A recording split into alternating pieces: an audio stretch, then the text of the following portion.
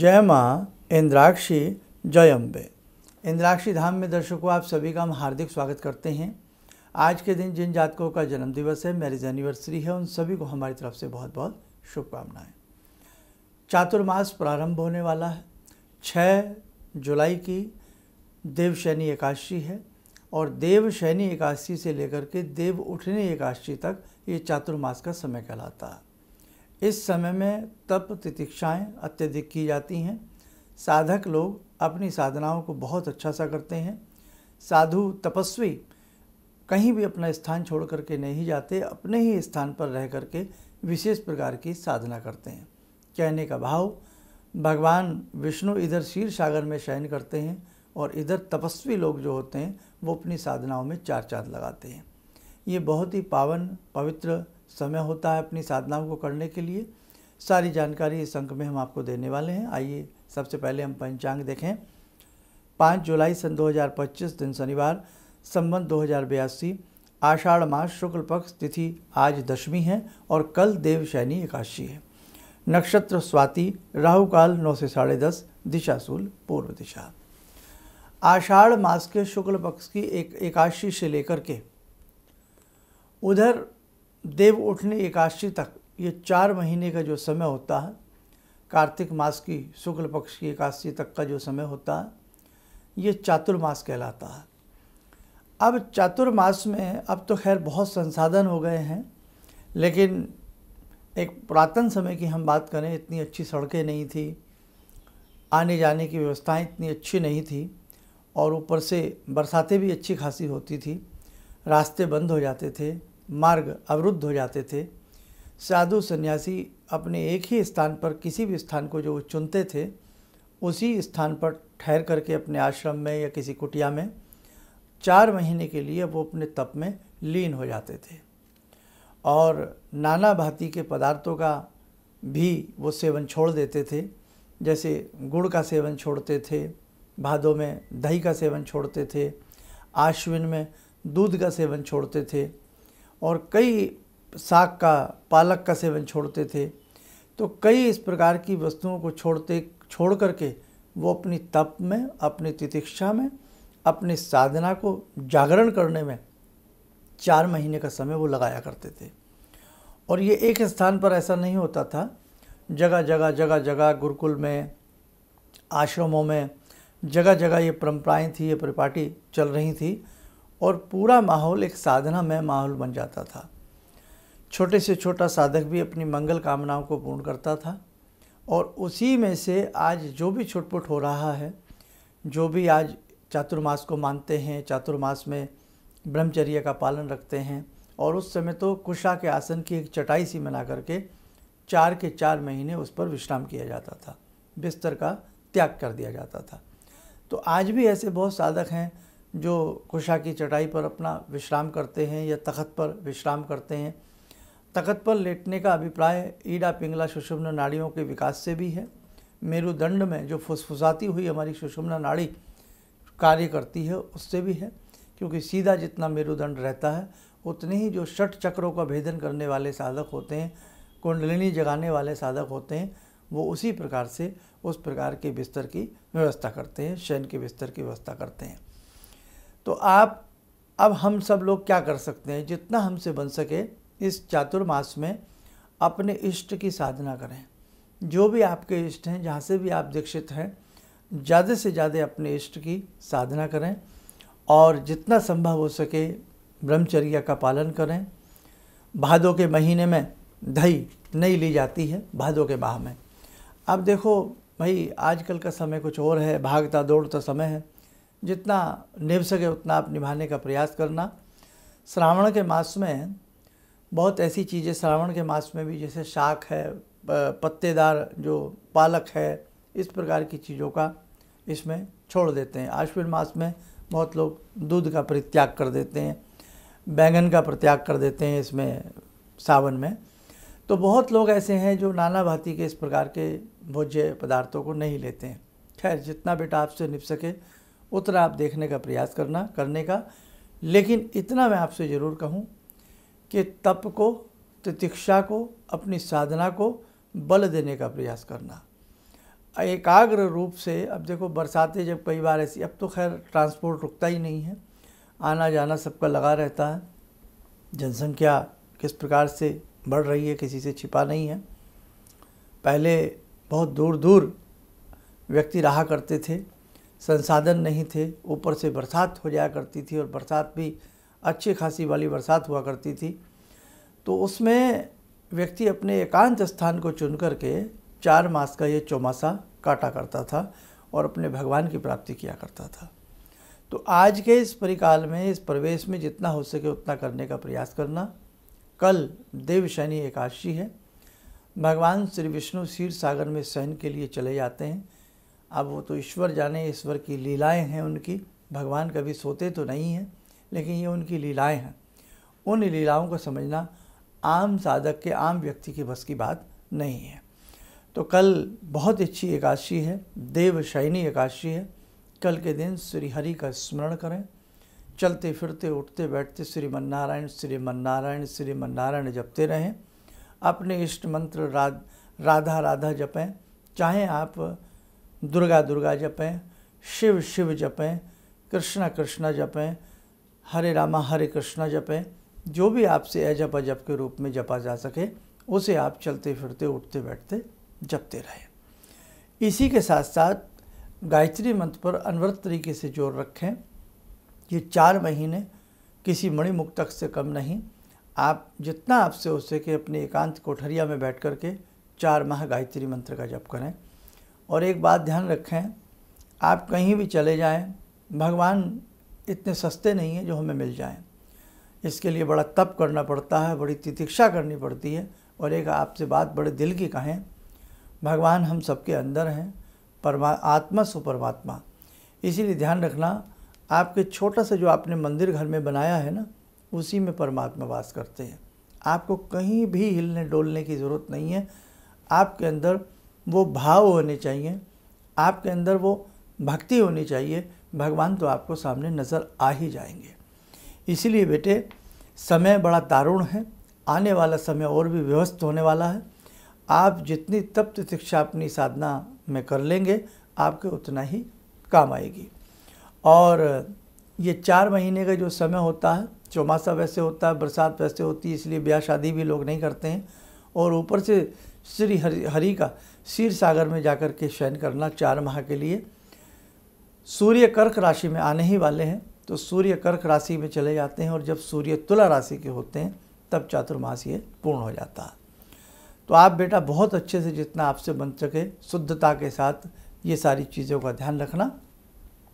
और जो एकादशी का व्रत रखते हैं तो कल देवशयनी एकादशी का वो अच्छे से व्रत रखें। चलते फिरते उठते बैठते श्रीमन्नारायण का जप करें, गौ की सेवा करें। इन 4 महीनों में पशु पक्षियों की सेवा ज़्यादा से ज़्यादा करना, क्योंकि हमारे पास रहने के लिए घर है, हमारे पास खाने के लिए अन्न है, कमाने के लिए हमारे पास 2 हाथ हैं, मांगने के लिए हमारे पास मुख है, जोड़ने के लिए बैंक है, हमारी पॉकेट है। लेकिन पशुओं और पक्षियों के पास कोई बैंक नहीं है, कोई बैलेंस नहीं है, बोल नहीं सकते, कह नहीं सकते, लाचार हैं, विवश हैं। और ऊपर से पड़ती हुई बरसातें जिसमें कि कोई रहने के लिए घर भी नहीं है, घोंसले पानी से भीग जाते हैं, अंडे फूट जाते हैं, बच्चे मर जाते हैं, ऊपर से कटते हुए जंगल, बढ़ती हुई आबादी, समझे। तो पेड़ नहीं है, वृक्ष नहीं है, कटते जा रहे हैं। इसलिए हमें वृक्षारोपण बरसात में ज़्यादा से ज़्यादा करना चाहिए। उसी के साथ साथ पशुओं के चारे की व्यवस्था करनी चाहिए। जहाँ जहाँ आपको खाली मैदान दिखें, बेटे चरई के दाने डाल दो, मकई के दाने डाल दो, कुछ भी उसमें मकई उग जाए, घास उग जाए, कहीं ना कहीं किसी गाय के काम आएगी, किसी बैल के काम आएगी, किसी पशु के काम आएगी। और इन बरसातों में जैसे जैसे आपको जब जब लगे कि मौसम थोड़ा सा भी साफ़ है तो पीने का स्वच्छ पानी ज़रूर रखना, पक्षियों के लिए पशुओं के लिए दाने का इंतज़ाम ज़रूर करना, पशुओं के लिए पक्षियों के लिए। चींटी आप देखते हैं बरसात आती नहीं, बरसात से पहले ही चींटी की कतार छोटे छोटे अन्न के दाने अपने बिलों में सजोने लगती हैं। इसीलिए बेटा ध्यान रखना, मानव का सबसे पहला धर्म है किसी की सेवा करना। सबसे पहला धर्म हम सेवा के रूप में करें। सेवा अन्न से भी हो सकती है, सेवा तन से भी हो सकती है, सेवा धन से भी हो सकती है, सेवा मन से भी हो सकती है। यही नहीं कि हम केवल हमने माला हाथ में उठाई और हम बस सोच रहे हैं हम बहुत बड़े साधु सन्यासी बन गए, हमने 4 मंदिरों के क्या दर्शन कर लिए, हम साधु सन्यासी बन गए, हमने धामों की यात्रा कर ली, हम सन्यासी बन गए। नहीं साहब, साधु बनना, भाव में जीवन को जीना और भाव में जीवन जी करके किसी के प्रति अच्छे भाव प्रकट करना, किसी की सेवा करना। आप कहीं यात्रा पर न जाएं, आप चाहे कहीं भी कुछ ना करें, लेकिन आपके भाव सच्चे हैं ना, तो सच्चे रूप में आपको भगवान के दर्शन हो जाएंगे। ध्यान रखना बेटे, कहना तो नहीं चाहिए, बड़ा दुख लगता है कि आज लोग यात्राएं करते हैं और कई बार उन पशुओं के ऊपर बैठ करके अपनी यात्रा को करते हैं। ये ठीक नहीं है। भगवान ने हमें हाथ पैर दिए हैं, सही सलामत शरीर से ही आप बेटा अपनी यात्रा करने का प्रयास करें। बड़ा दुख लगता है, आप इस भाव को कभी समझ के देखना। उस पिट्ठू को, उस टट्टू को न जाने हजारों बार ऊपर से नीचे उतारा जाता है। किसकी वजह से? हम लोगों की वजह से। और हम बड़े प्रसन्न हो जाते हैं कि हमने साहब बहुत अच्छी यात्रा कर ली, हमने साहब बहुत अच्छे दर्शन कर लिए। अरे भैया, आपके दर्शन तो आपने किए, लेकिन आपकी वजह से किसी को बड़ा दुख पहुंचा। भारी भरकम शरीर लेकर के हम किसी के ऊपर लद कर के चले गए। हमने जाना नहीं ये पशु बीमार है, हमने ये भी नहीं जाना ये भूखा है या प्यासा है, लेकिन वो हमें अपनी मंजिल तक पहुंचा देता है। ऐसे भगवान को पाने से क्या फ़ायदा कि किसी प्राणी को, किसी जीव को हम कष्ट दे करके किसी यात्रा को करें। आपको बुरा लगे तो लगे, लेकिन ये बात सत्य है बेटा। इसलिए ध्यान रखना, भगवान ने हाथ पैर दिए हैं, जब तक ये हाथ सही रूप में चल रहे हैं आप यात्रा करें, पर कभी किसी को कष्ट दे करके की गई यात्रा वो यात्रा नहीं होती, उस यात्रा में वो सफलता नहीं आती। भगवान के जितने बच्चे हम हैं उतने ही भगवान के बच्चे वो भी हैं। इसलिए बड़ा ही वैसा समय हमें लगता है कि हमने जीवन में कोई भूल नहीं की, लेकिन अनेकों प्रकार की हम भूलें कर जाते हैं। पशु के पेट में दर्द है, पेट के दर्द से वो पीड़ित है, लेकिन वो हमें लेकर के चढ़ेगा, वो हमारे सामान को लेकर के चढ़ेगा, वो हमारे सामान को ढोएगा। इसलिए बेटे बहुत सारी चीज़ें मन में समझ करके आगे बढ़ना, तब भगवान की प्राप्ति होती है। भगवान को आप इतना सस्ता न समझें कि आपने एक बस की यात्रा कर ली और भगवान आपके हो गए, समझे आप। इसलिए भगवान को पाने के लिए हर समय भगवान जैसे लक्षण चाहिए।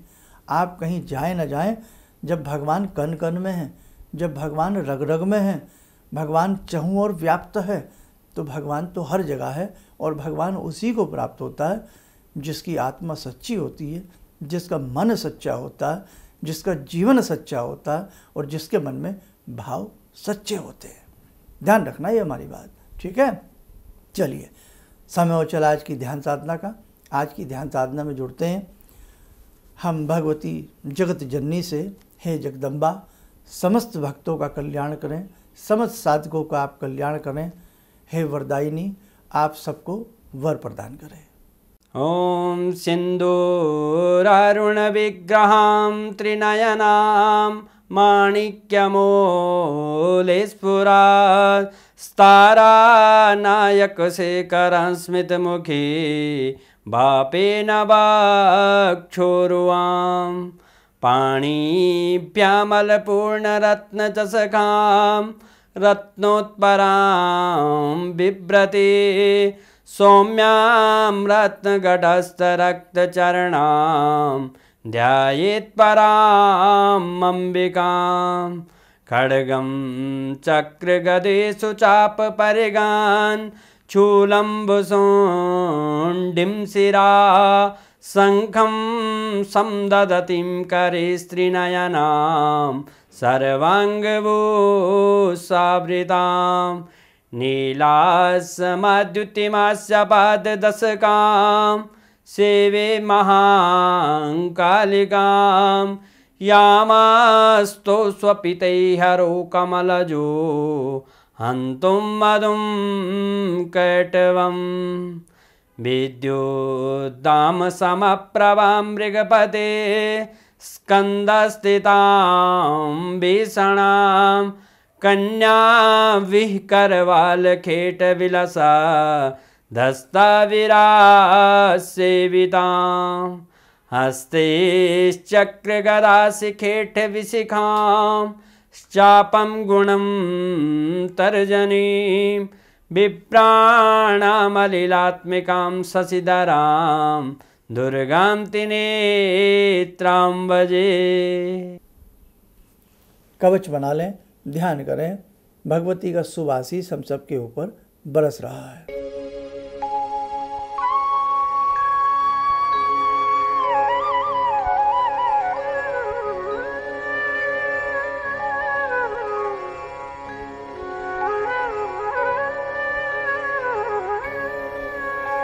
ओम बोलते हुए नेत्र खोलें, सामान्य हो जाए। देखो बेटा, कई बार तुम्हें मेरी बातें चुभ जाती होंगी, बुरी लग जाती होंगी, लेकिन अब कौन बोलेगा? कोई तो बोलेगा ना, कोई तो समझाएगा ना, कोई तो आगे बढ़ेगा ना।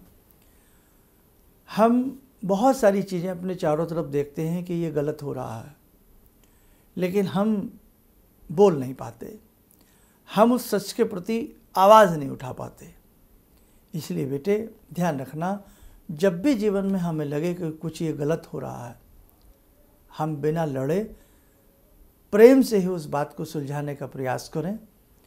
हम किसी मासूम पर, किसी निर्जीव पर यदि कोई अत्याचार हो रहा है तो हम प्रयास करें कि किसी तरह से हम उसके कष्ट को दूर कर सकें। बस मेरा आज का ये संदेश भी आप समझें। और बाकी अन्य, कल देवशयनी एकादशी है, बड़ा पावन दिन है, बहुत अच्छे से अपनी भक्ति को, पूजा पाठ को आप लोग करना। चलिए, आप सब लोग स्वस्थ रहें, सुखी रहें। इन्हीं शुभकामनाओं के साथ हम अपनी वाणी को विराम देते हैं। जय जय अम्बे। जिंदगी के इस प्रवाह में तमाम लोग डिप्रेशन के इस हालात से गुजर रहे हैं। सफलता असफलता अपनी जगह की बात है, लेकिन पता नहीं कितने सारे लोगों को इन्होंने डिप्रेशन से उबारा है, नया मोटिवेशन दिया है काम का। इनका जो एक अनुभव था कि एक मेरी बातें इनसे लगातार कभी कभार हो जाया करती हैं। एक दिन मेरी बात हो रही थी, अचानक इन्होंने प्रश्न किया कि क्या आपके यहाँ कौवे आ रहे हैं? मैं बहुत तेज चौंका। करीब 4-5 दिनों से कौवों का झुंड मेरे घर पे मंडरा था। तो मैं यही सोचने परेशान था, ये शुभ है अशुभ है, क्या चीज़ है। तो मैंने प्रश्न किया कि क्या मैंने आपको बताया कि मेरे घर में कौवे आ रहे हैं? कहने नहीं, मुझको दिखाई पड़ रहा है। तो कुछ तो अलौकिक है इनमें। दूसरा क्या, जो इनका उद्देश्य है, जब महाकुंभ में आए थे, मेरी इनसे वार्ता हुई तो मैंने इनका उद्देश्य जानना चाहा कि किस उद्देश्य के लिए आप काम कर रहे हैं। तो जो उद्देश्य उन्होंने मुझको बताया, मैं मन से इनके उद्देश्य के साथ जुड़ गया। इनके साथ तो जुड़ा था ही, अब इनके उद्देश्य के साथ भी हूँ मैं। किसी भी समस्या के समाधान के लिए मिले प्रसिद्ध हस्तरेखा एवं वास्तु विशेषज्ञ प्रोफेसर धर्मेंद्र शर्मा जी से। नोट: शिविर में भाग लेने हेतु एवं व्यक्तिगत रूप से मिलने के लिए कॉल करने का समय सुबह 10 बजे से शाम 6 बजे तक। हमारे विभिन्न ज्ञानवर्धक कार्यक्रम देखने के लिए आप हमें अभी सब्सक्राइब करें, बेल आइकन को प्रेस करें ताकि आप देख सकें हमारा कार्यक्रम सबसे पहले। और अधिक जानकारी के लिए फेसबुक पेज को लाइक करना न भूलें।